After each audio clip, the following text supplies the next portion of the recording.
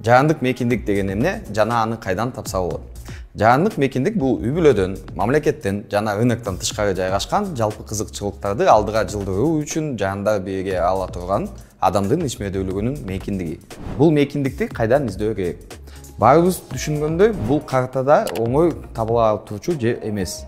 Жаһандык мейкиндикти болушу буунун негизги документтеринде, ошондой эле биздин конституцияда белгиленген адам укуктарынын эл аралык стандарттары менен камсыз кылынат. Ошондо өнүккөн жаһандык мейкиндикти түзгөн негизги укуктар жана эркиндиктер кайсылар? Аларга төмөнкүлөр кирет. Сөз эркиндиги. Ар бир адам өз оюн эркин билдирүүгө укуктуу. Тыч чогулуу эркиндиги. Бул укук кайсы бир жерде жолугушууларды өткөрүү же белгилүү бир маршрут боюнча жүрүү аркылуу кандайдыр бир маселе өз оюн билдирүүгө мүмкүндүк берет.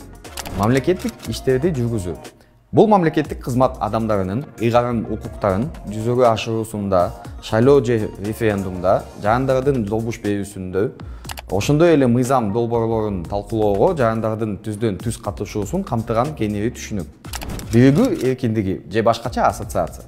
Ассоциация жалпы кызыкчылыктарды биргелешип ишке ашыруу, билдирүү, алдыга жылдыруу жана камсыз кылуу максатында түзүлгөн ар кандай бирикме же уюм.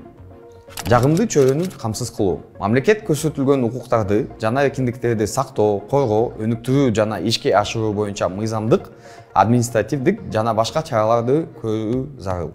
Дискриминацияга жол бербөө.